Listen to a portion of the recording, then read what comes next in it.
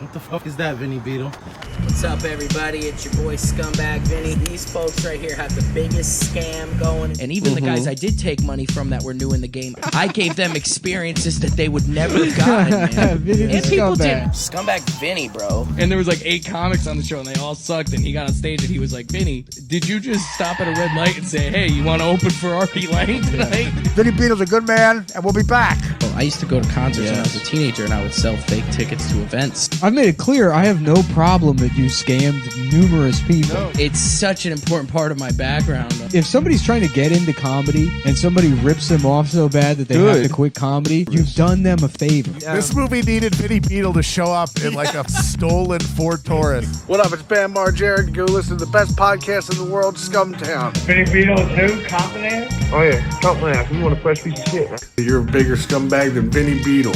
Yeah, man. Vinny, I want you to take down the post of the town now, or I will have the legal authorities get involved with you. Now that I found out that this whole thing was a scam, I kind of really like him.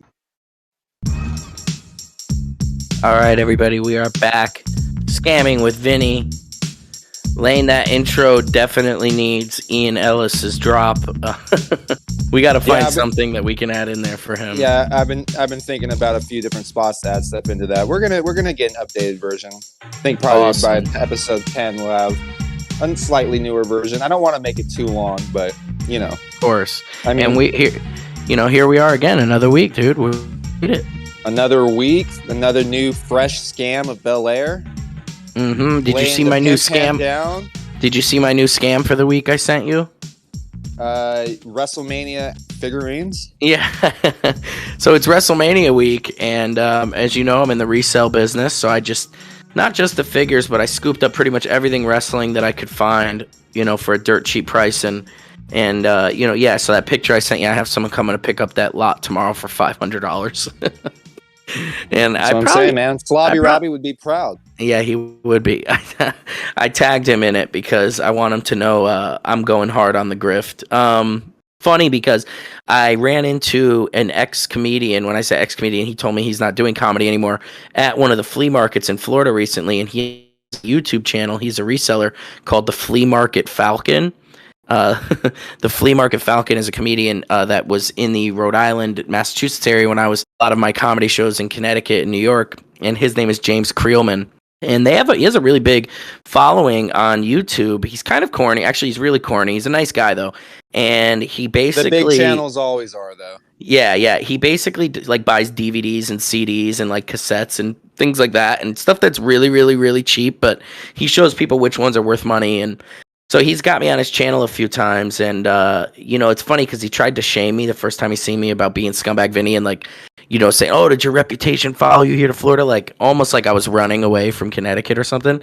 And I just laugh because, what he's doing really has no moral values as well. I mean, he's literally convincing old people to sell him his DVDs for 10 cents and he's trying to sell them on eBay for $40, I mean, as someone that does reselling themselves, resellers really are just one level above the guy at the subway station that opens his jacket and he's got all the new movies burnt, but it's really bad quality and they're all for $5. We're just slightly more moral than those guys.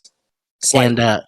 And he's a nice guy, though. I've seen him multiple times since, and basically, I think he's seen now that that's not really what's happened with me. I really don't think he knows anything about what has happened with me in the last 4 or 5 years, because he probably knew me, I don't know, 5-10 years ago. But he's run into me a few times, and I have learned a lot of stuff on his channel watching it. Okay, now I don't have to throw these DVDs away when I get them; they're worth something. But long story short, I commented on his YouTube channel this week, and I said, "Yeah, hey James, thanks. I always learn a new grift from you. So I'm even learning scams from people that think I'm a scammer, and they think what they do is so morally valuable or whatever." And anyways, but I just thought that was funny, and to bring it up, you can always pick up a grift from somebody. That's true. So how was your week? Nothing like holding up a mirror to someone that's scamming for their own money, That's true. All these people on YouTube, it's always great when you see a guy who shames people for taking donations on the internet, but then he's all right, now subscribe to my Patreon. It's all right, well, you're really doing the same. You're doing the same thing. There's just It's levels just to it. different method. Right. Method, yeah. Well, how I look at it is most people think just because a business in America is legitimate that there isn't some kind of scam or grift going on in a legitimate business, and really every business has their way to cut corners to get more money for nothing. Whether it's a cell phone company or a automotive industry or just anything in general, those are industries I've worked in, but it could be any industry. I mean, even the medical field, they're always, if it wasn't for insurance, people would be paying out of the ass for medication and things like that, If you work for any job that sells pretty much anything, right? Besides maybe cars, but if you sell at retail level, what do they want you to sell more than anything? Like the membership. The thing that doesn't exist that you get $10 a month for being a part of. That's become the new thing in the last than anything. Yeah, that's become the new. Yeah, that's become the new thing in the last few years. Is that everybody's going to subscription base, and they just figure, that they'll make more money off people who forgot to cancel the subscription than they will from somebody who's interested in buying it and is willing to buy it at a top price or something. Even free memberships for things like, say, in Walmart that just want you to give your phone number for like little coupons here and there. The reason they do that is because they just put you on a mailing list, and they're like, yeah, 1 out of every 100 old people will just see our ads and be like, oh, I need to go grocery shopping, and we'll come and get groceries from Walmart. That's why we even have the mailing list in the first place. That is the biggest thing. I think a lot of these companies too are probably selling those mailing lists to scam companies in India and shit like that, because where do they get all of our phone numbers and everything? They got to get them from somewhere. Not only do they have our phone numbers, sometimes they have our information already, like our name or something like that when they call. That's where the old Bill Burr joke comes in, where it's like just hit 9 a bunch of times. Like that's my number every time, 9999999. Oh my gosh. Oh, so you've seen what happened this week. Everybody's seen what happened this week. I don't even know why I said that. I got to learn better segues, because when it comes to like things that are this magnitude in the media, everybody hears about them. But the Oscars, in 3 weeks from now, if someone's listening to this episode, they may have completely forgotten what's even happened. Exactly. So, just to catch folks up that are living under a rock, and I do know some people that are probably listening to this that have YouTube and don't have cable. And maybe they're just not into this kind of thing.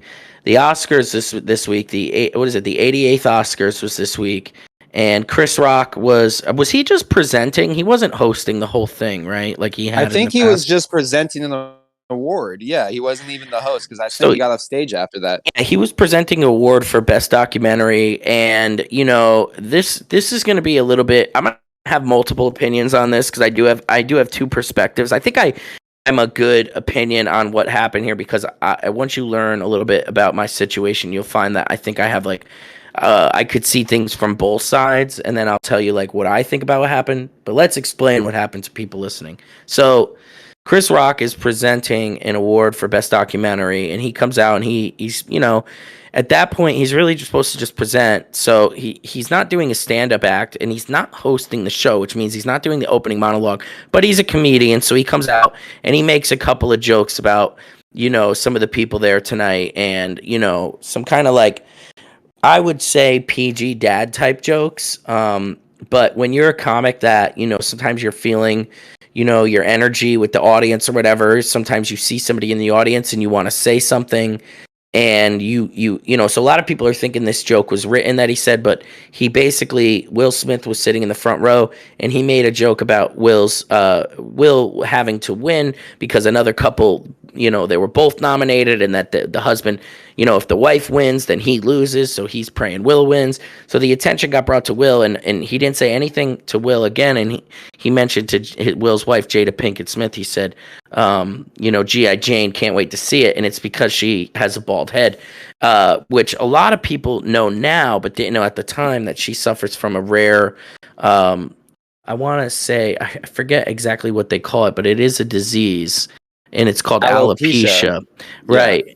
And so alopecia is a pretty rare disease, especially it's not so much more rare for women or men, but with the women who get it, obviously men who lose their hair, it's just chalked up to male pattern baldness. You know what I mean? So men are not really, I'm bald, so I'm not when I went bald, I didn't go checking if I had alopecia or not. I'm just my grandfather was, a drunk and he fucked me and now I'm bald too and you know I don't take care of myself. I don't know. I was just thinking like that. So that's just men think a little differently and we look better. You know, people are more used to seeing men bald than they are women. Chris said the joke and then they cut to Will who's laughing, but his wife's not laughing. She's rolling her eyes. They cut back to Chris who starts to monologue about something else and then Will walks up to the stage and Chris kind of like puts his arms behind his back. If you're and we can we get this up so we can watch this? Actually, just instead of me explaining it like an idiot.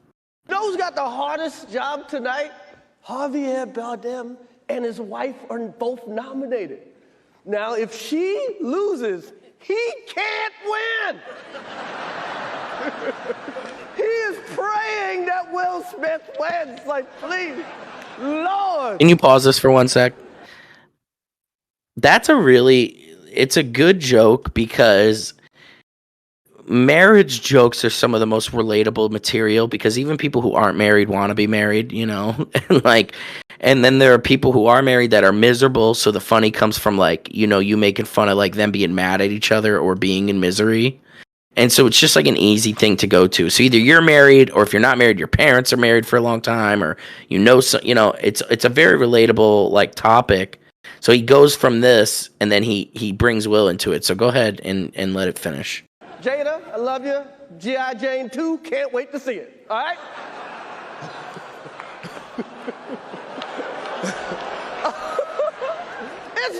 that was a nice one. Okay. I'm out here. Richard. Oh, wow. Wow. Will Smith just smacked the shit out of me. Keep my wife's name out your fucking mouth. Wow, dude. Yes. It was a G.I. Jane joke. Keep my wife's name out your fucking mouth. I'm going to, okay? Wow. Okay. All right, pause it right here. Look at Chris Rock's face.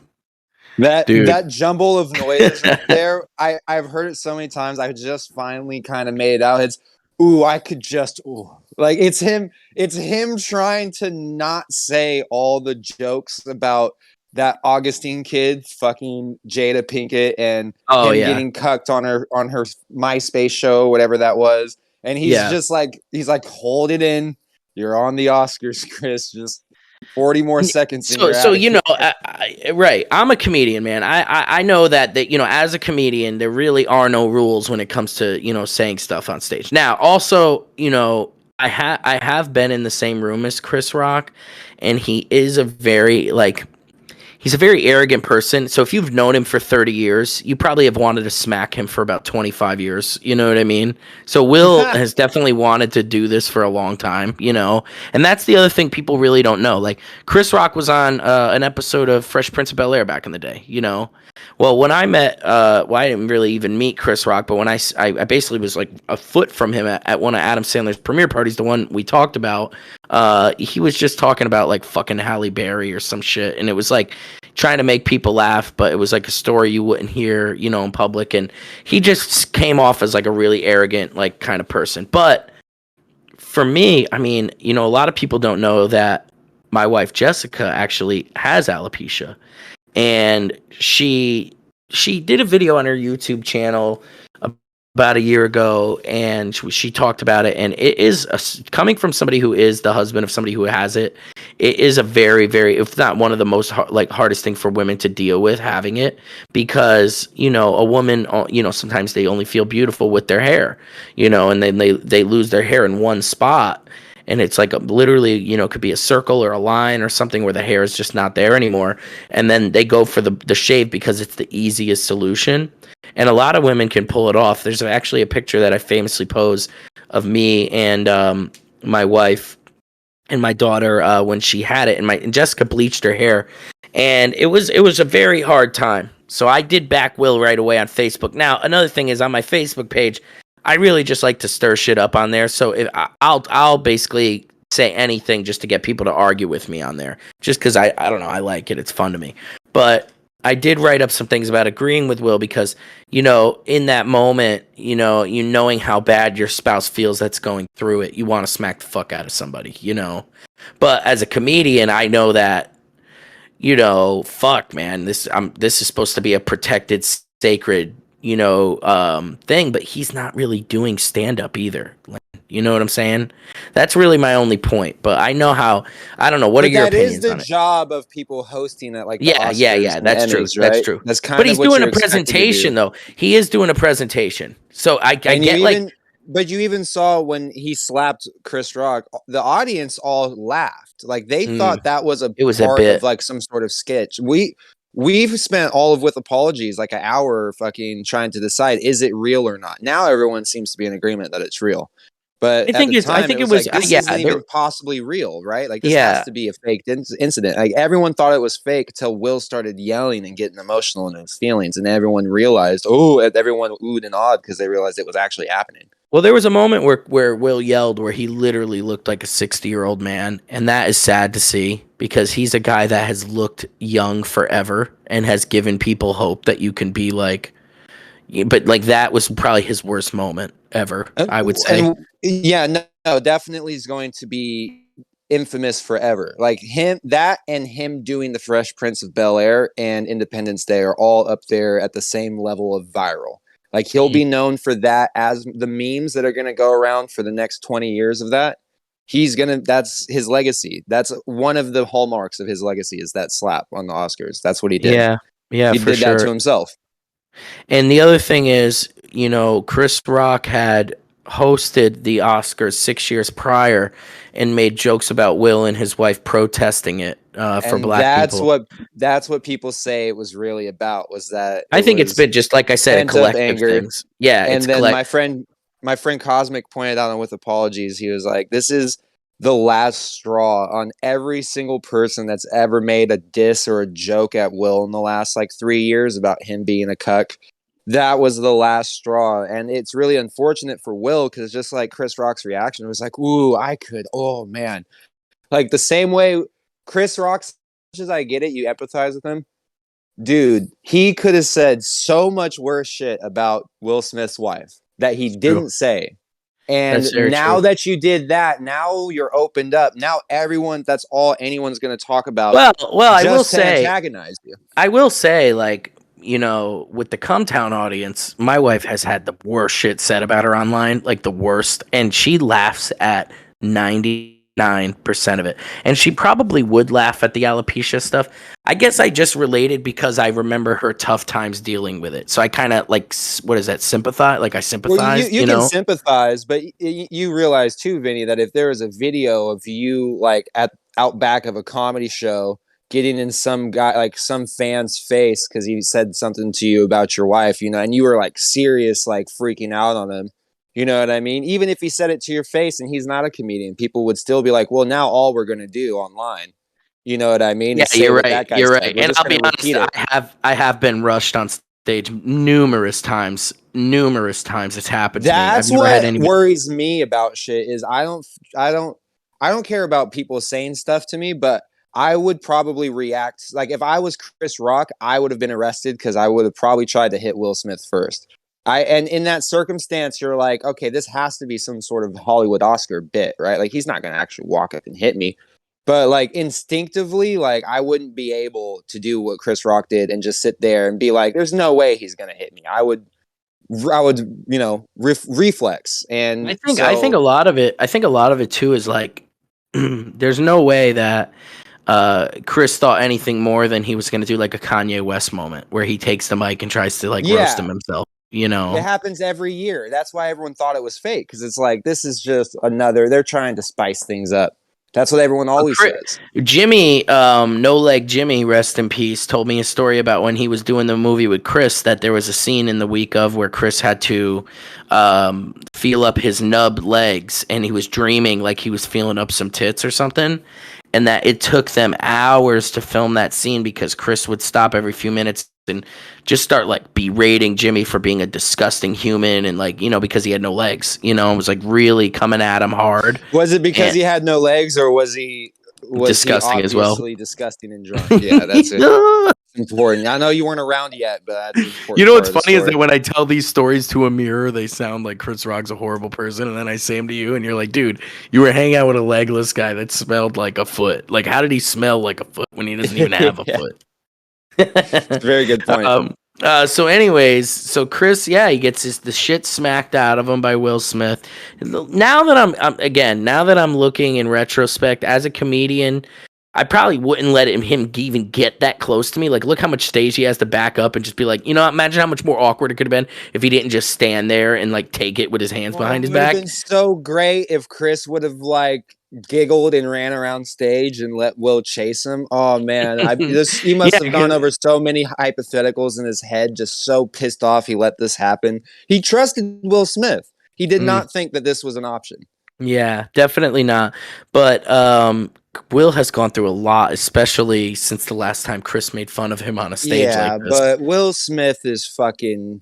He's low-key fucking jacked. He's a multi-millionaire. No, not even low-key, dude. You ever see I Am Legend and shit? Yeah, exactly. Right. He could fuck... he's Hancock, bro. He could literally fuck Chris Rock shit up. And I did say a joke. He could, and I'm assuming still does fuck little fucking model fucking behind-the-scenes assistant whores on a regular basis. You know what I mean? Right. He's just so proud because he's used to being the Fresh Prince.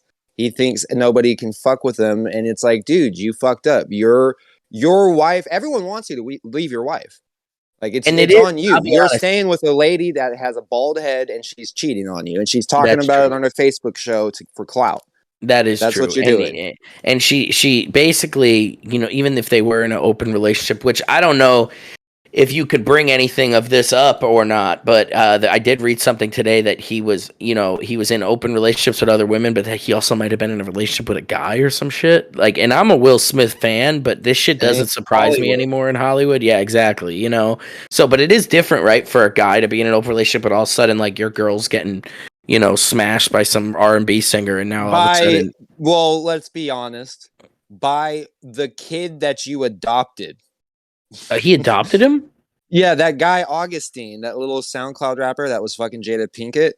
I'm pretty confident the story I keep hearing is that he was adopted by Will Smith and Jada when he was like in his late like single digits. And yeah, they raised him and he's all fucking buff with tattoos and shit. And he gets to push around Will Smith's real son because he's a fucking little pansy. You know what I mean? And he gets all the millions, even though he's not even related to him. And he started fucking Jada, mommy, Wow. That's what happened.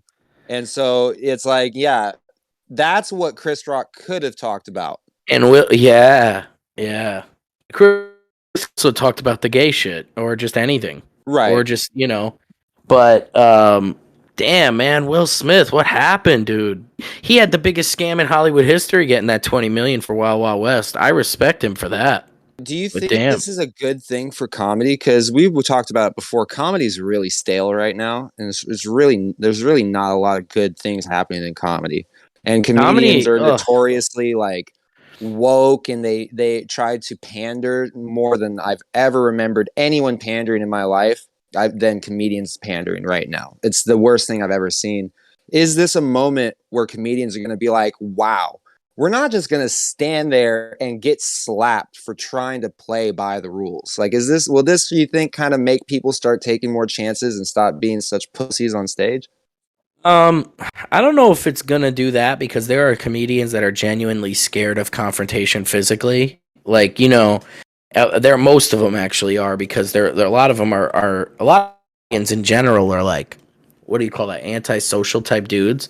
Yeah, but I mean, you could do the sweet fucking nice guy jokes and apparently still get bitch slapped in front of That's true. I mean, people. all he said was G.I. Jane, right? I mean, he didn't even say anything about the alopecia or anything like that. He just said she looked like what she looks like, so, and she looks even worse than that. He could have said more fucked up ball jokes, so yeah, you're right. I mean, He didn't deserve to get slapped in the face. But, you know, again, for Chris not to do anything back, because I'm pretty sure he's in his legal right to put his hands on him at least, or at least have, because you got to go in. That would have been great to just see because him run up listen, even behind if you Will lose a Smith. fight, right, and you know what I mean, just jump on him and start like getting him in a headlock. But like, if you're Chris and you're not, like, as soon as you swing back, everybody's coming in to break it up, right or wrong, because a fight is definitely different. Nobody's gonna let them, you know, go for the Intercontinental title in the middle of the Oscar stage. You know what I mean? They're gonna break that up. So at least at that point, a lot more people would respect Chris.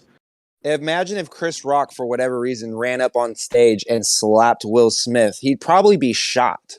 Like, people would rappel down from the ceiling to intervene. Oh, dude, you know Chris's what I mean? brain was definitely fucking rattling. If you play this end part, he was like stuttering words. He's like, "We're gonna give out a documentary," and then he's like, "Not a documentary. We're gonna give out we're gonna present a documentary," and then he's like, "Just go to the commercial break." Like, his brain must have still been rattling. You know what I mean? Like, and he's trying to play it again here at the end, and you'll see him.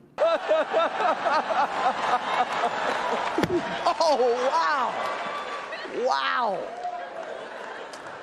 Will Smith just smacked the shit out of me. Keep my wife's name out your fucking mouth. Wow, dude. Yes. It was a G.I. Jane jump. Keep my wife's name out your fucking mouth. I'm going to, okay? Okay. That was a greatest night in the history of television. Okay. Even that made no sense. After he goes, that was the greatest night in the history of television. It's still going on, but in his brain, he got slapped into tomorrow. You know what I mean? Like, he's fucking, you know, he's like, wow, that was the greatest night in television. It's like, buddy, it's still happening. Chris Rock's senseless. That's the other side of this that's been hilarious, is everyone just being like, it's so funny that he actually did this. I don't care about the morals of it at all. Like, I've seen him redrawn as Goku versus Vegeta, like so many good memes. There's legit like a part of me that thinks that if there was ever a time machine built to have like you could be traveling in the future, like the thing that would make the machine work was Will slapping Chris Rock in the face. You know, like that would have to be recreated for there to be some kind of like sound boom or some shit. It creates a paradox if you don't let that happen. It's like, you know, the guy from Back to the Future has to go back and make sure Chris gets slapped. You know, like there's this thing, dude. I'm not gonna lie, I was so ashamed that Chris Rock didn't do anything when he got slapped that I deleted his brother off of Facebook. I just couldn't even face Tony the Rock shit. is ashamed. It's so bad. Actually not even Tony. I'm not even friends with Tony. I'm like D-list celebrity. I'm friends with Jordan Rock. I was friends with Jordan Rock. I didn't even know there was a Jordan. Yeah, he's a comedian. He's Of course he is. Is he better than Sherrod Smalls, their cousin? Do you think Sherrod's not a very funny comedian? I have never seen him do stand-up. I just keep hearing about it on radio shows. So what's crazy is Sherrod. So I booked Sherrod once in the show. Didn't happen. I had some shit going on, but I did pay Sherrod. I paid him like $500 just because I had to cancel it and I wanted to stay good with him. He legitimately is like a comedy legend in New York City for stand-up, but he's one of those guys that you don't see a lot of his sets online. Like, you'll never see shit of his online. You'll never see, and he doesn't have like a huge following, but he has a lot of respect amongst celebrity comedians, a ton of respect as a comic. So, and he's been very nice to me. So I've never seen his stand up either, but just off of the lore of how people talk about him when I was in the New York scene, I wanted to like work with the guy. And he was he's friends with Chris Rock and he's his cousin or something, right? Isn't he like? Yeah, he's Chris' cousin. Ian Ellis has been to New York and hung out with him before, and Ian Ellis sings his praises, says he's super funny, but I've just never really like seen it. Yeah. So I was gonna bring him to Connecticut, and he's a good guy though. I mean, he handled it better than most celebrities that I've dealt with. I actually was referred him by TJ Miller, who I think it would definitely be better if next week we can do like an episode about that, and I might even be able to bring on a guest that was around at that time or something. But long story short, this whole Chris Rock thing, this is gonna change comedians for the good or the bad. Like they're either gonna go one way or the other. And for me, not doing as much stand up right now, I've never really given a fuck. And most of my act now the stuff you see online is really piss poor type stuff. Like the times I would say, I was desperate to try to get some film online to get clout. I didn't care if it was good or bad. I would film it and put it up. But a lot of my better shows, a lot of me interacting with the audience. And I do say some really terribly offensive things, but I say it in a way people are laughing. So even the people that I'm saying it about, not only do they know that other people's like moment is about to come, I hit up everybody in the crowd. So when I come back and I start doing stand up again, I'll get some film of it and see, I guess, how the reactions of the audience is and if it's any different than I remember it. But yeah, so the Oscars, Will Smith smacked, and then he wins the award. Did you see what happened after he won the Best Actor? He wins the award. That's what I'm saying. He did it to himself. This idiot lets his emotions pile up right at the tipping point. Like this is like they're about to announce that you just won the Super Bowl and you're in the locker room pissing all over everything because you think you're going to lose over some sort of technicality. Like this is when you need to keep your fucking cool, and you lost it. What does Will Smith want more than an Oscar? It's a meme. It's been talked about so much that he's never won an Oscar. It's like the kid that goes moments away from fulfilling his dream, and he ruins it. Now no one even knows they know they got the Oscar, but they don't care. This is more. And all he had to do was shrug off that one comment, look at his wife and say, "Don't worry about it, just forget it," and then they move on. He could have even thought of some witty quip for when he got on stage to accept his award. He could have been like, you know what, Chris, at least he could have been like, you know what, Chris, at least I have a wife that people even if you do, no one cares about her, and she's probably ugly. Like he could have just said something like that. How's Halle Berry looking these days, Chris? Yeah, right. Yeah, just something, but with Will, now he's got this like stigma over him where no matter what he does, and he's had such an amazing career, this will be the thing that 1,000 years from now they will talk about. This is probably it's got 81 million views in a week, dude. Not even a week. What's it been? 3 days. Yeah. And that's just this one video. And like this is his Renaissance painting. Like this is going to be on walls in 100 years. People are going to put this moment on t-shirts. It's about to get another 200 views on this podcast. So I mean that shit's just racking up. This is one of those things everyone has to talk about. Definitely. When he accepts the award later on, he's crying, and then he goes on to say like how he's fierce and sticks up for his family. And then he apologizes to him on Instagram, and Chris Rock hasn't said anything to him. And to me, that just shows that, either Chris is still in the future and did he get smacked that senseless that he still doesn't know what's going on? Yeah, or is he's definitely trying to decide how to respond to this the best way. I think he's just going to go out on tour, and Adam Sandler's promoting his tour for him now, and he's just going to go out on tour and try to cash in from this, people feeling bad for him. This is like what Ian was talking about when he was on. He's like, people have it so fucked up now that I almost feel like I'm a part of cancel culture because cancel culture is so bad. Like the idea that Will Smith, the millionaire actor, is so full of himself and so smug and proud that he thinks he can just walk around and bitch slap people at the Oscars, and it's serious. Well, Ian kind of is about cancel culture now with all these Brendan Schwab videos and all like Chris D'Elia. What is he trying to cancel them? Well, that's what I'm saying. Like, if you're gonna sue people because they're talking about you, but you're doing things like if you're Brendan Schwab, your friends are Chris D'Elia, a guy that's been accused of fucking kids and grooming teenagers when he goes out of state, and when the age of consent laws are different.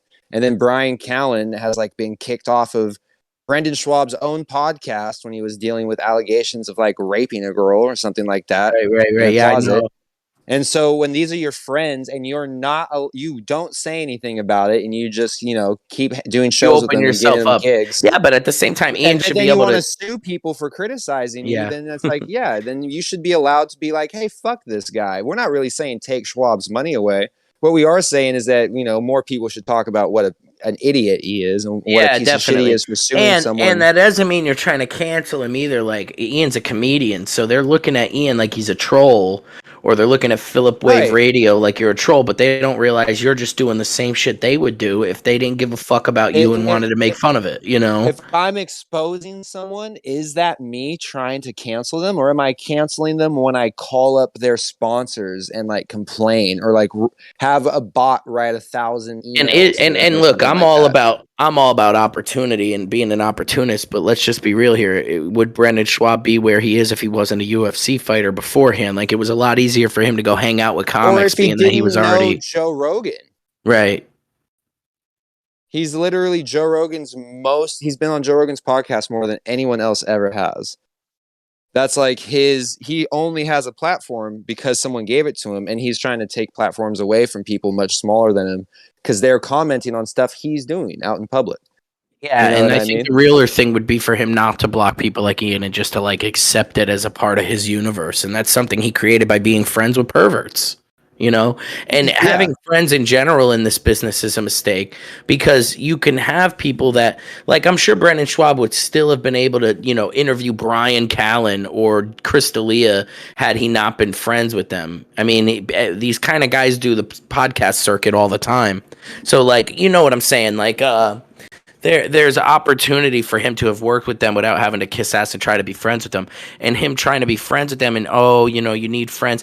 I was just talking to my wife about this today. Our parents' generation. How old are you, Lane? If you don't want to tell them, that's fine. But I'm 29. I'm about you're to be 29. 30. You're about to be 30. I'm 30. I'm about to be 31. Our parents, Lane, they lived in the generation of not giving a fuck what their kids did, and they did their own thing, and they, like, raising a kid was us going outside, playing, getting into trouble, meeting strangers, good, bad, indifferent, like, getting into shit. And because we grew up and realized how fucked up this world is, we have now, like, we're protecting our kids. We're not doing the same thing our parents were doing. We're saying we're going to be better. In our eyes, we're better parents than our parents. And the way we do that is to do the opposite of them, which is to care more about our kids. You know, so people like Brendan are saying, there are people out there that need to have friends in this world. You know, they need to have big cliques of people around them. The more people that you have around you, the more chance you are going to have to bring drama into your life. And being friends with somebody just because they're famous, you're going to find out about their dark secrets. So there's no way he didn't know about what these guys were doing. And that's a really good point, too. Now that I'm thinking about being friends with people that are famous, that's all these people are to Brendan. Like, I don't care that he is now a comedian. Where are all of his UFC friends from long ago? Like, he should be doing a podcast with someone he, like, knows well and vibes with. Not random people that are also famous because they know Joe Rogan. Yeah. He's doing some sort of weird, like, match game with every single person that's in the Joe Rogan circle and has a podcast with all of them. But where are all of his actual friends that know him? Does Brendan Schwab have any real friends from before he was a comedian?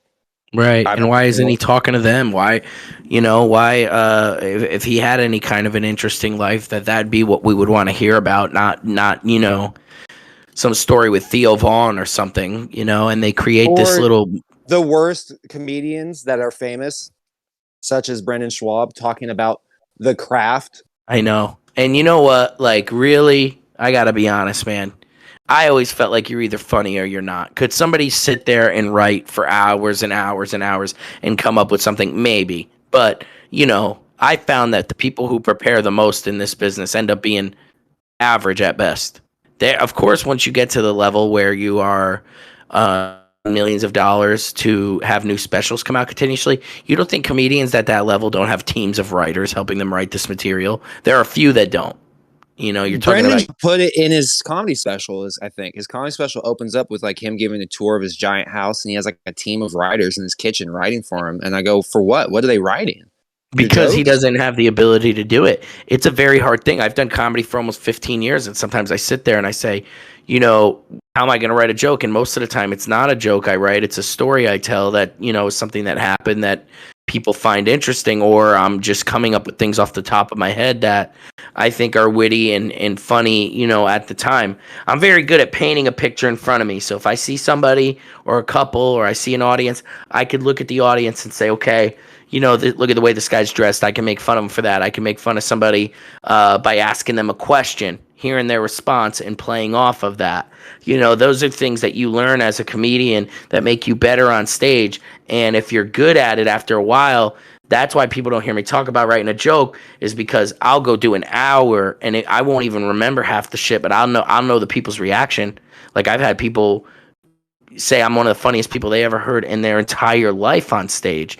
And I don't know if I'm channeling some kind of other energy when I'm up there. I'm manifesting it because I'm so focused on the hustle. I think that's the other thing too, is I am so focused on the money that if my performance hindered, you know, having to give that money back, I'm giving them the performance of a lifetime. But through all of it and being in the comedy business, you don't have to have any friends. You know, you don't have to have any friends, like where if they're, you know, sleeping with underage girls or something, it affects anything you do at all. So that if somebody like Ian Ellis makes fun of me because, you know, I have friends that, you know, touch kids or whatever, then it's my fault for having those friends in the first place. But why would I have those friends? It's one thing to know someone, and it's another thing to like continually not talk about it. But like comedians, especially, are supposed to be these people that look at Bam, man. Look at Bam. I know a lot. Yeah. I don't know a lot about Bam, and Bam is fucking nuts. But Bam doesn't touch kids, and so that's something I know about him because I know him. So if you're Brendan Schwab and you're friends with these people, you don't know that. Chris D'Elia is like, yo, man. You know, you don't think he ever mentioned that there's a couple young girls after a show that want, you know, Brendan can come or something, or you know, or Brendan's he never like noticed like a girl. You know, if he's Brendan or exactly. Chris D'Elia was doing things like commenting on 15, 16-year-old girls' posts of them hanging out on a bus. Like, that's how bad it was. Actually, like, not even more of him like seeing something himself, but how many people probably went to Brendan and was like, "That's your boy. This is what he does." You exactly. know? And the minute and then there's a comedian. Out, you disowned him, and then you waited 6 months, and now he's just on your podcast every day again. You don't acknowledge it, even though it's ongoing. There's a local comedian from Connecticut who somebody put out the paperwork that they are like a sexual offender, and this dude, you know, had to come up with, you know, explaining himself. And his story is that, you know, I guess he was like 19 and the girl was 17, or so. It's always like that kind of story, you know. But this one comedian that I'm friends with is like like he had him on a show of his, and I said to him the other day, I'm like, dude, why would you have? I said this to my friend. I'm like, why would you have this guy on your show? You know, like what he's been accused of. And this comedian was like, dude, that's all bullshit. This is what happened. This is the story. And as he's saying it, I'm like, you're willing to put your own reputation on the line when it comes to, like, that's the only thing that I don't fuck with, man. I scam people. I've done a lot of fucked up shit, but I don't do anything when it comes to like sexual harassment or kids or fucking underage girls or anything like that. Like, there's definitely people that get fucked over by false allegations, but it's not nearly as common as people would like to believe. We're not talking about a kid that you... Yeah, and that's the thing, too. You don't owe this guy that you know from the open mic comedy scene anything. Brendan Schwab doesn't owe Brian Callen anything to the point... Well, they say, like, they're funny. Money in his pocket. They're funny. He's more than likely guilty of something. There are people that like Woody Allen, and there are people like me who think that he is a disgusting piece of shit who deserves to rot and burn in hell. And there are people who think, no, he's a comedy writer genius. But I'm like, no, this guy adopted an Asian girl and then slept with her later on. You know, let's bring it back to everyone's favorite topic, Bam Margera, right? Right. Bam Margera's uncle Vito, right? Don Vito.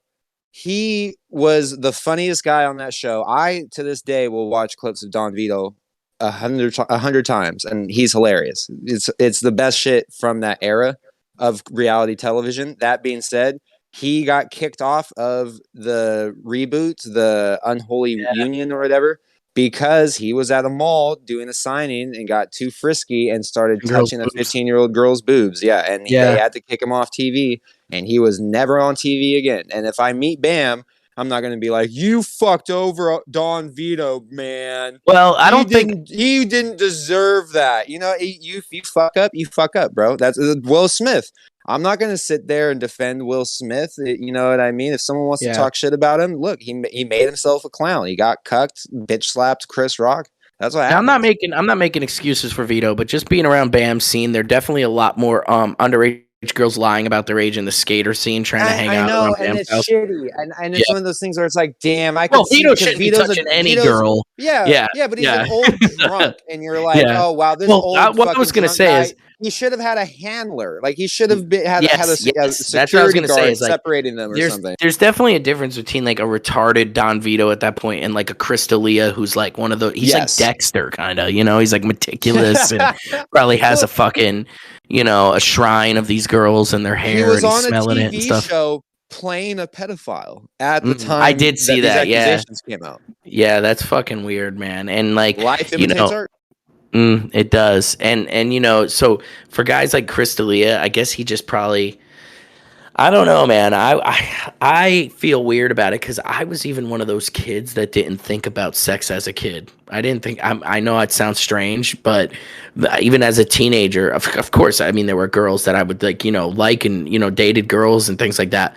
But I had friends that started fucking girls when they were like, my friends were like 14, 15. And I was like, how the fuck are you even, getting the balls to do that? Or where are you doing that? Camp, Vinny. I was 15 and I lost my virginity mainly because I felt like a nerd because I was like, everyone I know isn't a virgin anymore. Yeah, looking back on it, I was like, what the fuck? I was 15. That's I 17. I think I was 17 or 18. I was definitely 17 or 18. But what I remember is like my friend, like I'll never forget one of my friends who's actually a cop now, funny enough. And he was probably 14, like a freshman in high school. And his girlfriend was like in middle school. And he used to, now my friend Dylan, and listen, I think you might end up having to bleep his name, to be honest, just because I don't want to fucking blow his shit up. But he was 14 too, so he wasn't like underage. I mean, she was underage, but so was he, And this kid was like always the biggest football player, always the toughest guy, always the biggest. And, he definitely was like the size of a grown man at 14, and he's banging this girl. And I'll just never forget being like, how, like, I was 14 and I was like, I just don't get, like, but his body matured, so he did. And I'll never forget him getting so mad at her because she wanted to go to like a different high school than him. But thinking that was like the argument, was that he felt like he couldn't have sex with this girl anymore if they didn't go to the same high school or some shit. I was just thinking, even at that age, I didn't think about girls that young. So some guys, of course, it's normal if they're the same age as you. Friend was the same age as his girlfriend, maybe a year older, but some guys never get over it. Maybe there were girls at that age that wouldn't sleep with them or wouldn't be with them, and their friends, were getting girls or getting the same girls he wanted, but they, so guys like Chris D'Elia end up like being obsessed with girls that age because they can never get them. Yeah, and now that they're older, they're like. They're not only famous, but they're that type of douchey frat fucking Dane Cook famous where it's like you're going to run into fucking 17, 18-year-old girls that actually know you for your comedy. Well, which being for a the local most part won't happen. Being a local comedy promoter, I sold a lot of tickets to a lot of shows, and when I always talk about and gloat about how many shows I've done with large audiences, it's because I would go out there and sell the tickets myself. And I cannot tell you how many times I'm selling tickets to young girls, and they're like, "Oh my god, do you know who Chris D'Elia is?" And I'm just trying to sell the tickets. I'm like, "Yeah, I'm just like that guy. Yeah, you're definitely gonna like the show."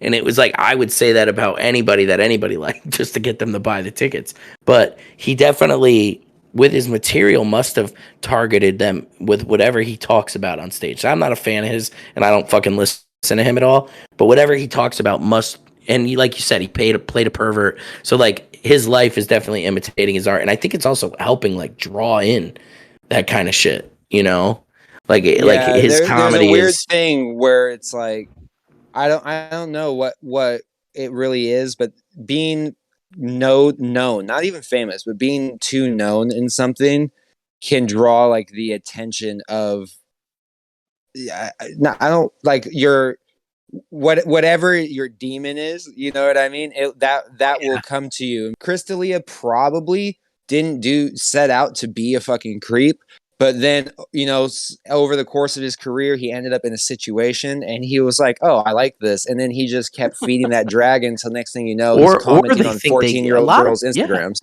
and a lot of comedians at that level and a lot of entertainers think that they become untouchable and shit. Look at Will. He thinks he could just fucking slap Chris Rock and get away with it. Chris, he just texts, I know Joe teenage Rogan. girls. No one's gonna say anything about me. Or I'm in Joe Rogan's circle, specials. or it's even more about like comedians too, Lane. I know you're not a stand-up comic, but we get away with a lot of stuff. Whenever comedians complain about shit like what's happening with Chris Rock, sometimes I'm like, you guys are being a little prima donnish because for the little we have to deal with people charging the stage every once in a while or some shit like that, people mad at us or whatever, we get so many privileges. I mean, I'll never depends on how you use it, right? Some people cry their eyes out. They complain. They're like, it's so hard to do comedy now because people complain so much. But it's like, if that's what you're anticipating, I feel like you can use that to your benefit. Dude, I remember the same way that you do. I remember I was about 21 years old and I dropped a girl off after a show I did. It was about 2 a.m. and I'm about 30 minutes from my house and I spark a blunt of weed and I'm driving home. I get pulled over. The cop comes up to the window. This is a true fucking story, man. I have a blunt in my hand. I put it in the ashtray. It's still burning. The guy comes up. He said, what are you doing in this neighborhood? I said, I'm a stand-up comedian. I just had a show. I dropped off a girl I'm dating and I'm driving home. And the guy goes, he's a cop. I'll never forget this because I've had bad run-ins with cops too. He just goes, ha ha. He goes, you're a comedian. Oh my God, I love comedians. He goes, tell me a joke, And in that moment, I stole a Dave Chappelle joke because I could not think of like a funny enough thing to say. So I just like stole a Chappelle joke I remembered from when I was young. The guy fucking laughed and he let me go. And I remember he like commented about my weed even. And this is when weed was about 10 years ago, it was like super illegal still in Connecticut. So like I just remember in that moment being like, holy shit, like, if you can use it the right way. And not only that, I remember it really has helped me with the legal system a lot. I remember getting out of going to jail because I was doing shows and donating money to fundraisers and different organizations that needed it. And so you get away with things like that, but also at the same time, people treat you so differently. If you're like, yeah, I'm a comedian, and you're confident about it. See, there are comedians, and I'm not going to say names or anything. There are comedians, if they're down about themselves and their careers, they're not telling anybody they're a comedian. It's like the flea market falcon. The guy's fucking putting on a fake falcon mask on YouTube and hunting for, 50-cent DVDs. He's not going to go around telling people, he was a comedian because they're going to be like, well, why the fuck aren't you doing that now? So there are people that, like myself, who can make anybody laugh at any time or know that he's got a show coming up that he could sell somebody a ticket to. And I'm like, hey, man, I'm a comedian, and they just start treating you better. They literally treat you. It was like that when you said you were a podcaster. I'm ashamed to tell people I do podcasts on the internet. And it's not because like I feel like I don't do good or get good numbers. I actually think most podcasts are laughably small compared to like what we do. But then with apologies as well, you know what I mean? But it doesn't matter. You tell someone you're a podcaster and I just feel a cringe go over my whole body. I'm just like, they think less of me now. Like no one's impressed because everyone does it. To be a comedian, you have to face some type of fear. At least that's what people believe. It's not necessarily true all the time, depending on the type of comedian you are. Well, about 5 years into me doing comedy, I remember always seeing posters with like guys that I see at open mics that are like pros, and they're like, this guy, coming this weekend, Pat Oates as seen on Lifetime or as seen on A&E. If he was on like a fucking episode of Hoarders one time or some bullshit, and like comedians would basically milk any credit that they can to try to get a gig. That is something stand-up comedians do. So if I was on like a shitty show on Amazon Prime, I was putting Prime, Vinny Beetle as seen on Prime Video on every flyer I had because somebody might recognize Prime Video before they recognize me.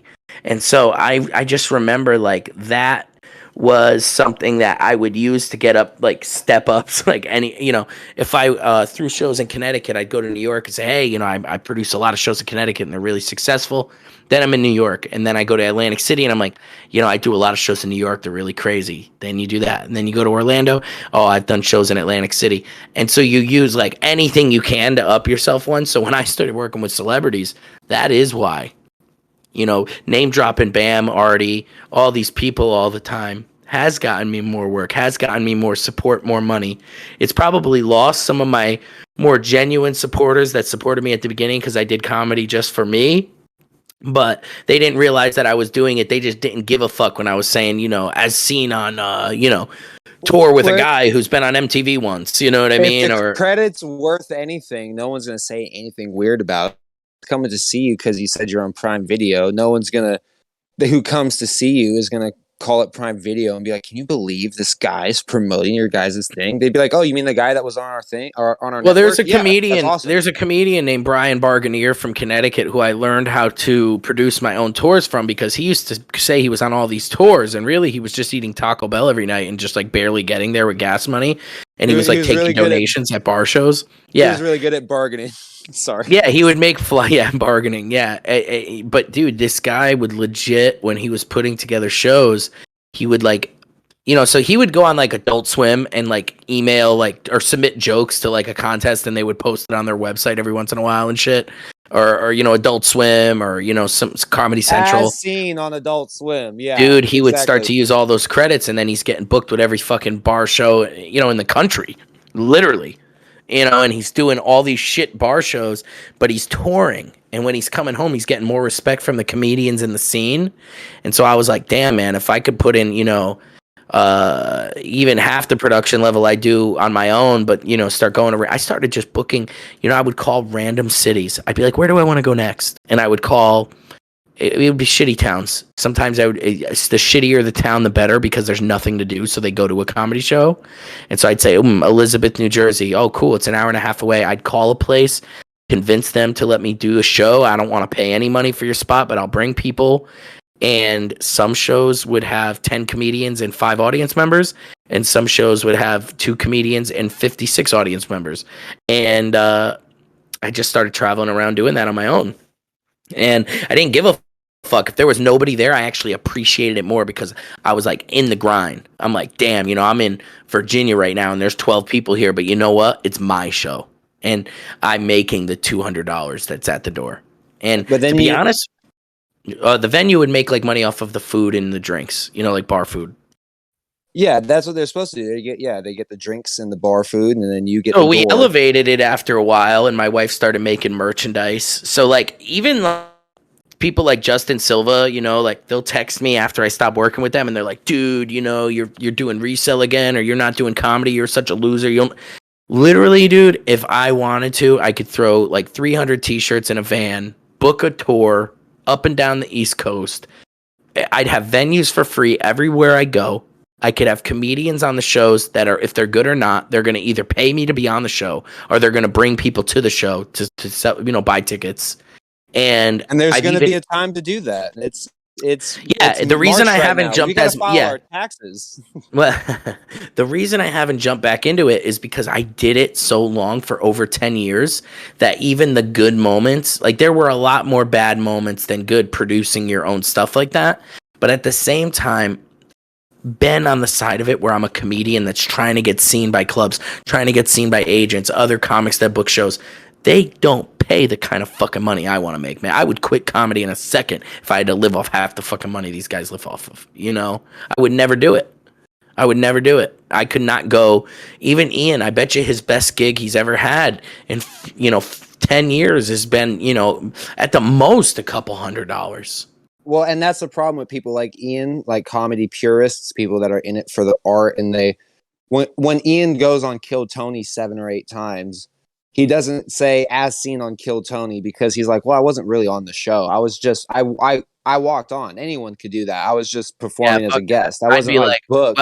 Well, if Ian's ever on my show, I'm going to say he's from Kill Tony. Believe me. I mean, exactly. That's what he should have been doing the whole time because he probably could have booked real gigs this entire time if he just. Well, not even that. Imagine I've been on Kill Tony 8 times. Don't specify how long ago it was, and just be like, let me do a show. Let me open for someone who's performing next week. Let me do an open spot for him.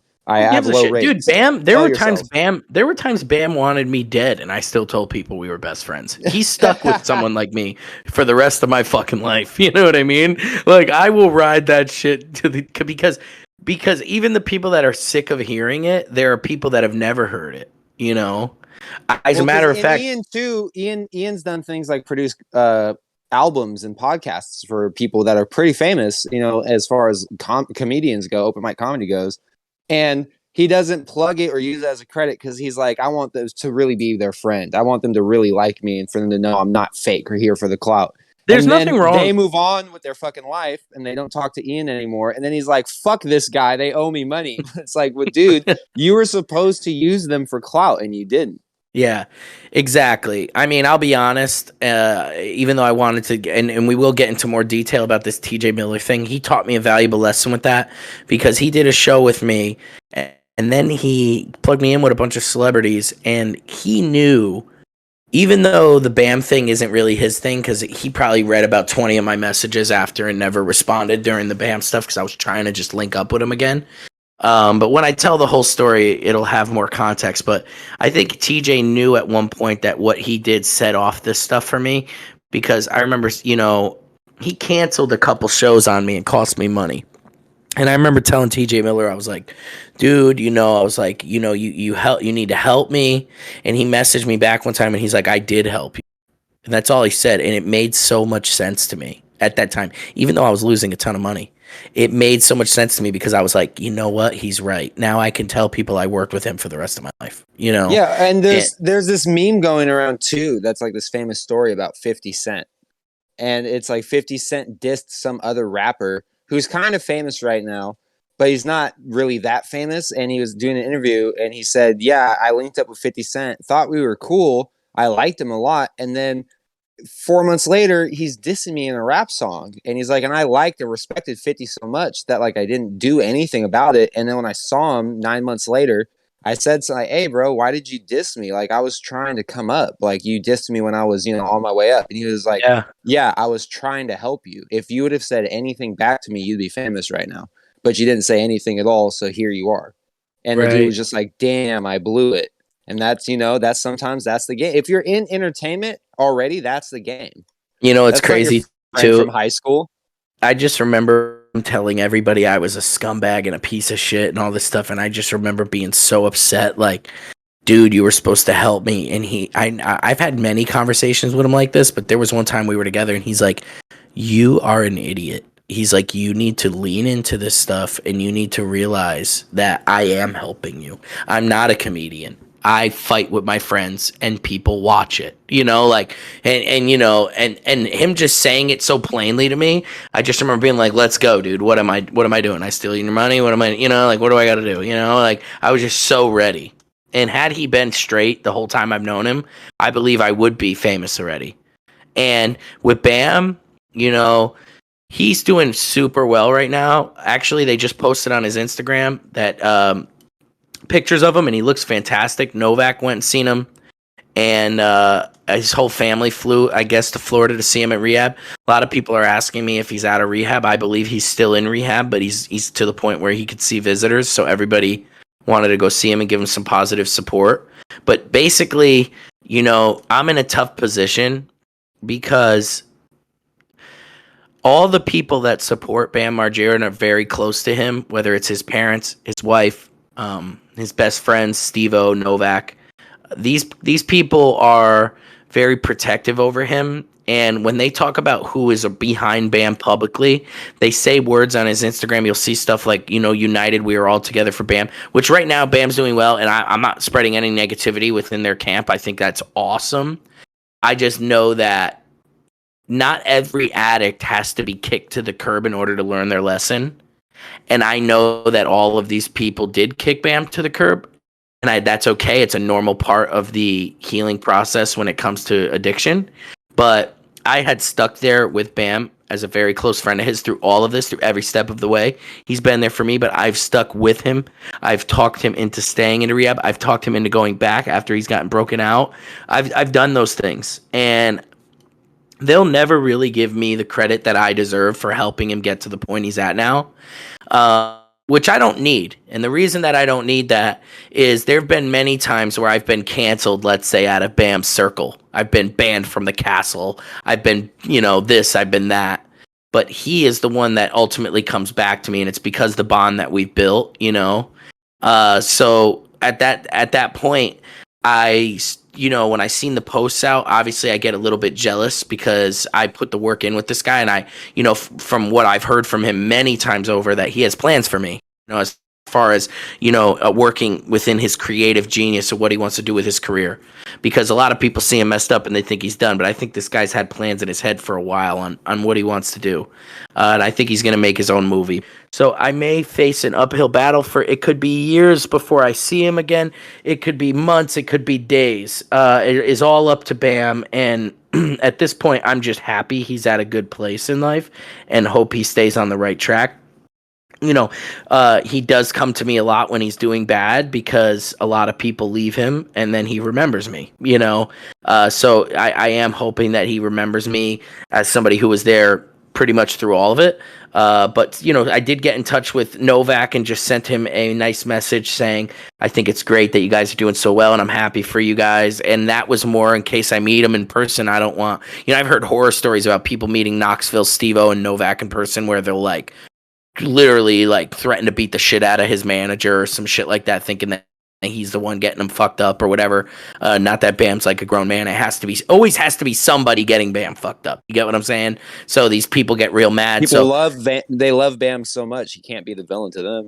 Yeah. So, and then, with Steve-O, I did kind of blow Steve-O off this week and I feel bad for it. I really do feel bad for it, but it's just been a long road, man. And the first interaction I ever had with Steve-O, I don't think I've ever really talked about it too much, but the first interaction that I ever had with Steve-O was him calling my phone and messaging me on Instagram to cancel me and Bam's tour that we had because Bam, basically me bringing Bam on tour was keeping a meth pipe in his mouth, was Steve-O's exact words, and that he would go through any length to make sure that, my shows are canceled, and it was costing me all my money at that time, and he didn't give a fuck. He said, oh, so you don't care about my friend, you only care about your money. But he can say that with $10 million in the bank, you know what I mean?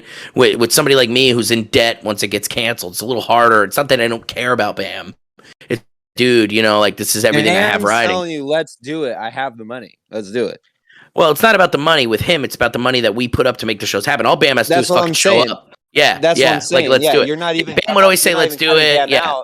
Not only that, he's down to do shows. He wants to do shows. Well, not only that, Steve-O didn't know that I was staying at Bam's house, sleeping there, waking up. He's sober. He's sober most of the day. He's sober most of the time I'm with him. He gets drunk and goes on these little spurts. But he would even tell me he wants to do this when he's stone cold sober. So, and he's completely coherent and everything. So I'm just okay, let's do this thing. And so Steve-O was doing a lot of threatening, on my behalf, which I didn't take too kindly, and I ended up, the night he was threatening me, he didn't realize he was in Bridgeport at a club that I helped open in Connecticut, the Stress Factory, and more or less was, got a couple of my old buddies from the Italian fighting pit days and was going to go beat the shit out of Steve-O, and it wasn't because I didn't think he couldn't take pain or I didn't think I could do it myself. I just was so angry that it was literally it was something in me that was just I don't give a fuck about this guy. And the guy the club he was at, he didn't know, owed me money for helping fucking 3.5 weeks open the club. They didn't pay me a couple grand. So this guy owes me money.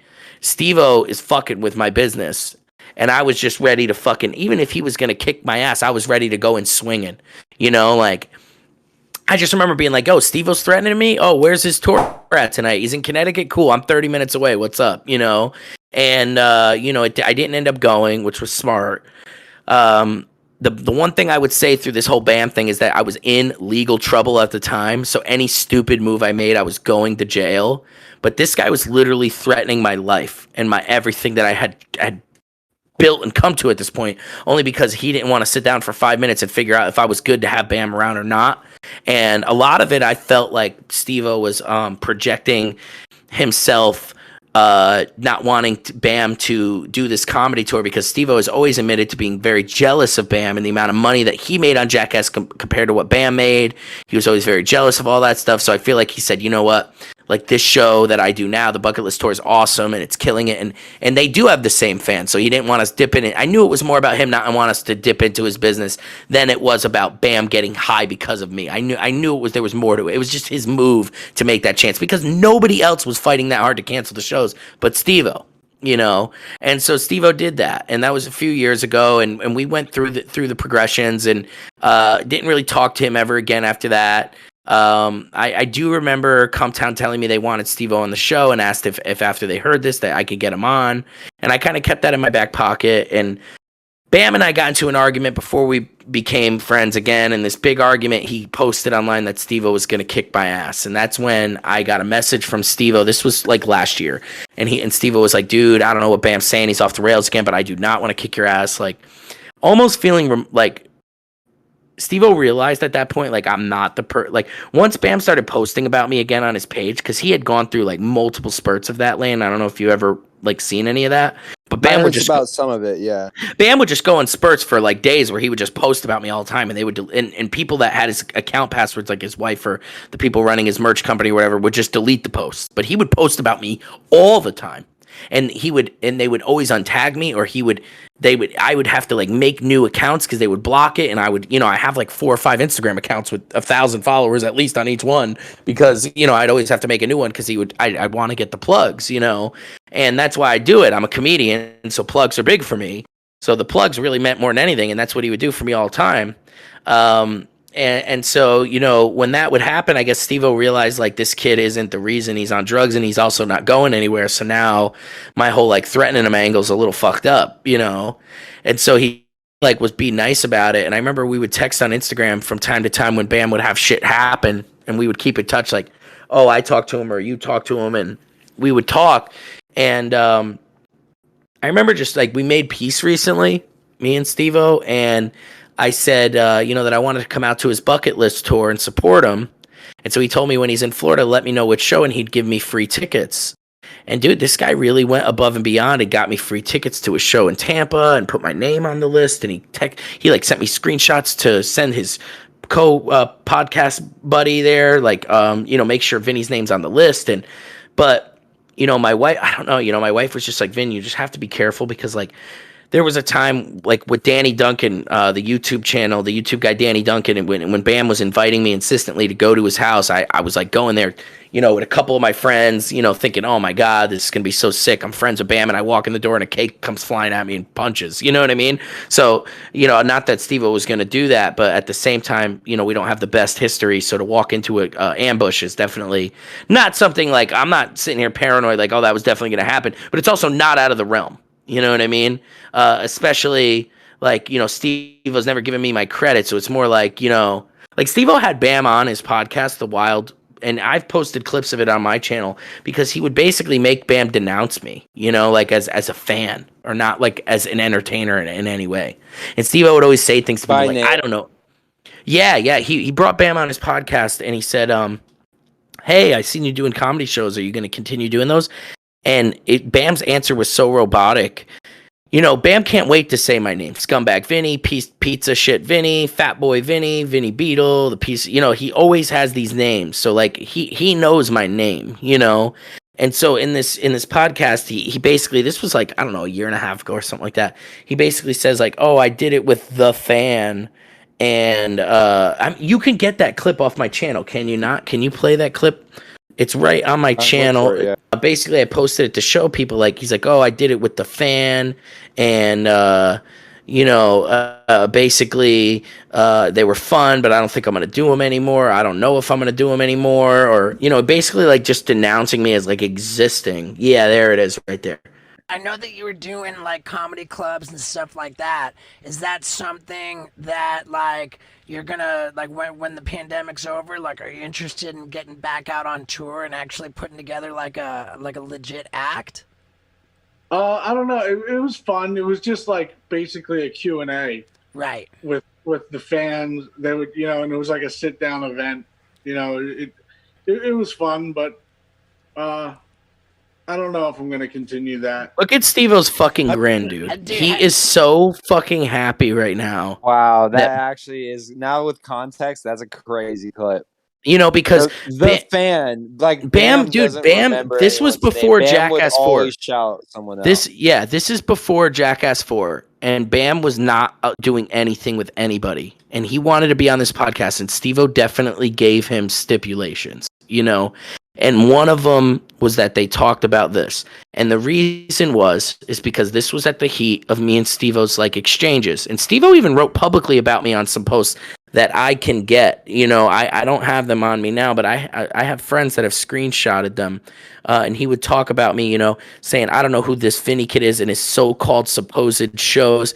Steve-O, I love you to death now. I mean, like, I'm over it, but I've done comedy longer than you. I'm better than you at stand-up comedy. When Steve-O invited me to come to his tour just last week, I was like, he goes, oh, you know, I said, yeah, I want to come out to the Bucket List tour. And he's like, oh, I'll leave you free tickets. I was like, yeah, why don't you just put me on one of the shows? That's how I am, you know? He says more like, yeah, I'll come on the show and show you that I'm a fucking comedian, you know? And then I'm not a crackhead that hangs out with Bam. Bam doesn't hang out with just crackheads, you know? He hangs out with people sometimes who are decent people. Not everybody around him, you know, is trying to harm him in that way. Some of us just want his money. We don't want to do drugs with him. That's what you know, that's what I'm trying to say. Is that we there's got some something people to put on. We got something to put on the new poster for the next Vinny Beetle live show in Florida. Right. Blew off Steve-O from Jackass. Yeah. Well, yeah. Now I have a reason, you know, and we're gonna announce it in a few weeks. We have some really great things going on within my family, and you know, we had some family come into town, and we found out some awesome news. So it was a good way to bow out of it. But I meant to go the next night, and then I just decided not to. And I think it was more like I wanted him to see me. And I wanted him to meet me and know that I wasn't like, but he might not have. At the same time, I was like, you know what? Let me just keep doing what I'm doing. And if our paths are meant to cross, they will. I really don't. I wanted him to get on SCUMTOWN and contact the guys. He said he would, but he never did. And I more or less wanted to get on his show to just show him that he was really fucking with a comedian's career. And he wouldn't want someone doing that to him now that tour is so important to him. You know what I'm saying? So, Steve-O, I have buried the hatchet. I'm glad I got this little story out of the way on my show. Don't worry, because you're probably never going to hear it, and only a couple hundred people will. But you never know, Lane. Down the road, this could be something that people look back in retrospect and say, "Holy shit, I can't believe this happened to Vinny." Who knows? Maybe Steve-O will DM you on Instagram in a couple weeks and want to kick your ass again. Anything can happen. Well, he never really wanted to kick my ass. He was literally just career threatening me, like trying to big time me, and most people would be scared of that, but I really just acted like I was scared. It's the same kind of fight that I got in with Wrecking Ball. You know who Wrecking Ball is. He's the jacked skater. Yeah, the most jacked skater. I'm actually a big fan of his his troll videos on Instagram. I am too. I'm a big fan of Wrecking Ball, just like I'm a big fan of Steve-O, but Wrecking Ball hates me to death because basically he had come up with a fuck you CKY shirt at the same time that I started making shirts for Bam, and I paid a professional designer to like design a bunch of shirts, and the guy even stole, you know, Wrecking Ball's idea. So dude, Wrecking Ball wanted to rip my fucking head off. Like seriously, was like, I'm gonna beat your ass when I see you. And I just remember hitting him with the pity of like, you know, I want to change my life, and I'm never gonna talk to Bam again. He fucked me over so many times, and you know, just trying to get him to feel bad for me and get off wanting to kill me, you know. And he did. And he's like, you know, I really feel bad for you, but don't worry, I'll talk to you every day. Just stay away from Bam. Like he just wants away from Bam in the worst way. And the very next day, I started posting a million times about Bam and me and just getting the clout. And he got so mad, he called me, and Wrecking Ball was like, you told me you weren't going to do this shit no more. He's like, now you're fucking with me. I don't like people fucking with me. I'm going to fucking kill you when I see you. And it got to the point he was so angry, he just blocked me. And I was just like, damn, Weck, like, he ended up going to Bam and saying some lies to Bam, and Bam believes everything when he's all fucking manic and shit. And I did lie to Wrecking Ball a bunch, but the truth is I am a con artist, so I'm not the type of guy, like, I could fight, but I can't fight Wrecking Ball. You know what I mean? Like, I can't fight Wrecking Ball, dude. I'll get my ass handed to me 10 times over, and there's just no reason to fight the man. But he was right about the t-shirt thing when it came to his design, but at the same time, the facts is, you know, Bam was telling a lot of people to make t-shirts for him, but the best one was going to be the one he went with, and that was mine, you know, and that's just what it was. It wasn't a personal thing with Wrecking Ball, but I'll do anything to get to where I got to be in. And I think Wrecking Ball is fine with or without me or Bam, but he likes Bam, and he likes being around Bam. But I still have on this channel, which you could find, there is an unlisted conversation recorded, and I have all the evidence from it. So we'll have to deep dive into this Wrecking Ball thing another time. And, I might end up getting my ass kicked one day, or Wrecking Ball might end up liking me. Who knows? You can't really hate me for too long. There's definitely a story there, but the funniest thing to me is that from the outside, I'm a skater, so I have like a slight. I would favor Wrecking Ball if it wasn't for the fact that it was so petty, because I'm just a skater, so I would take a skater side no matter what. Yeah. Well, you're supposed to, man. Everybody in the skater world hated me. You know what I mean? But, like you're definitely supposed to. But that's the thing. It's like now knowing you and hearing that story and knowing what I know about knowing Weck from media for so long. You guys are just doing the same thing. Like Weck is at the same point in his career where he's like, I could really come up if Bam likes me and Bam starts having me around. Like Bam's just like you, or Weck's just like you with Bam. He's been peripherally around Bam like 4 or 5 times and has kind of got some clout off of it in the skate community. Yes. But he's not really a character.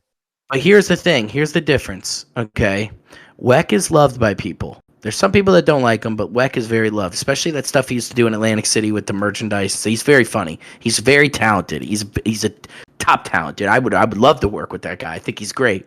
But I just have to say there is a difference. When you are hated around Bam, he gets a certain attachment to you because there's something about it.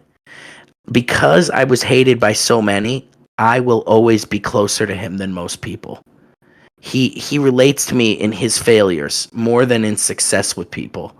And so when Weck would always call me and say, it's not going to be like Batman and Robin like you think. It's not going to be you and Bam and Vinny and Bam, go off into the sunset. And like I would just convince myself like whatever's going to happen will. And just Bam, that Danny Duncan video kind of solidified that, because Bam went from just having me around as somebody he would tour with and do these live events with, where it was like a sit down thing where I would be like comic relief for him, to, him using me in an actual stunt that was featured on a channel that had millions of subscribers, So Weck would look at my stuff and see 17 likes on an Instagram post and try to clown me and be like, dude, nobody even knows you, because he has a big following. And the truth of the matter is, I never really looked at shit like that. My overall end goal was to take something that fell into my lap with Bam, which was this fucked up situation with the tour and the ticket money for the party and all this bullshit. And rather than just call it quits and wrap it up, I wanted to kind of just transition it into something that could maybe last forever. And I think I've done that, man. I think no matter what, because of SCUMTOWN and Bam Margera and many other things, whether it's Artie Lang or TJ Miller, I think the story of Scumbag will be out there for a very long time. I have this feeling it's going to become this cult thing where, it either is going to get worse before it gets better, or it's going to just continue to grow. Well, that's what I'm saying. From my perspective, it's only just beginning. There's many scams to be had still. Like there's I think we should save them for ahead of us next week, right? Yeah. What are we at here? An hour and a half? We've been fucking hour going and a crazy. Half, just about. Episode 7 we're on now. Real quick, I wanted to ask before we go: are you basically saying that Bam Margera is like Vince McMahon these days? He's looking for a good heel. Bam likes a nice villain. He knows there needs to be a villain around. Yeah, I actually think that he's put me in that role. And if you look, you can definitely argue that, especially like when I said there's clear evidence that very big influential people around him, whether it's Wrecking Ball, Steve-O, Novak hasn't done it so much, but there's parts of that. There's his parents, there's his wife, everybody around Bam that doesn't want me there, used to advocate for that. They don't realize they're actually feeding him wanting me more around. You know what I'm saying? Like it would almost serve them better to leave it alone. But the more they say they don't want this kid Vinny around them, the more I think he's going to gravitate toward me, because he does put me in that villain role. And SCUMTOWN did that, man, because when I sent Bam the t-shirt that Scumbag Vinny, I mean, he immediately wanted one. He posted it. He was going nuts. The fact that I had learned to lean into it. So, yeah, I think he helps a lot of people's careers. Anybody that guy touches gets influenced by it a little bit, but he strategically tried to help build something for me as a character, and I relate very much to Deco in that way from Viva La Bam. You know, he's more like, you know, I really am intrigued with this character with Vinny and where it can go, and also the fact that even if shit's normal for him and shit's going good for him, he can create these online beefs with me. Down the road, he can continue to create drama, because drama is what forces people to watch that guy more than even the stunts nowadays. It's definitely the drama. He knows that people react to what he does. He knows that he's still kind of living a reality show. And so he does stuff on purpose to be entertaining, even when it's personal. And that's something that people got to take into account too. It's like, listen, my name, man. Bam's being really entertaining right now. I mean, my real name is Vinny Beetle, and I think that name is very hard to forget. And I think it's also a name that clicks with people, and I think that's why even Steve-O didn't want him to say my name, you know what I mean, in this clip. It's just, I'm very excited that Bam is sober. Long period of time. It's been almost, it's been months since he's been in the rehab, but it's been a year process just to get him to this point already. He has a long, long way to go. It's the rest of his life. Of course, we know that. And we know there might be bumps down the road that where he goes back to drinking or something. I don't really know yet. But what I do know about Bam is that he stayed super, super loyal to me. And he's told me many times the plans that he has for me. So I have this thing in the back of my mind where, you know, I'm like, damn, shit could really pop off for me still. But at the same time, when I would focus just on that in the pass lane, I would always fuck it up. And so now I've just put it in the rear view. Like, if it happens, great. If it doesn't, that's great too. I just wish him the best health-wise. I'm happy he got to see his son and be with his wife and be with his family. All these rumors about his wife wanting custody and was not going to be with him. She was with him, you know. Novak was there. His mother and father were there. So I'm sure that felt amazing for him after that long of a time to see his family. But when they post about it, they talk about, you know, the people. They always try to say the people that really care about Bam are there for him now. And it's like, okay, but there were people that helped him out when he was down, and I know he isn't going to forget that. In case there are more powers that be, I think me and him had a pretty cool run. He definitely wants to make a stand, not just be the guy that got kicked out of Jackass 4. So we'll see what happens. If I do get involved and I do have some kind of on-screen personality, unfortunately, that would mean me getting a bit hurt and having to risk some things like that. More pies in the face. Yeah, pies, punches, whatever it is.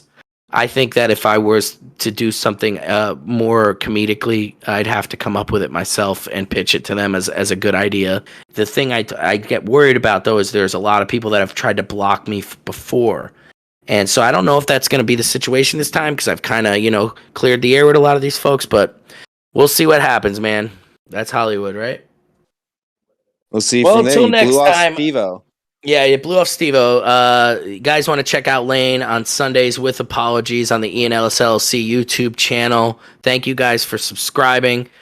Please continue to smash that like button, comment. The comments have been amazing. We do have to read some comments next week when we tell some stories about TJ Miller and some more old stories from my early days in the comedy business. I'm really happy with what we talked about today.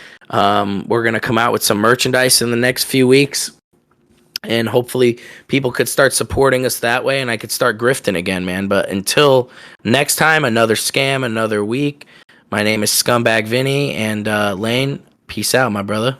Take it easy, Vinny. Keep scamming.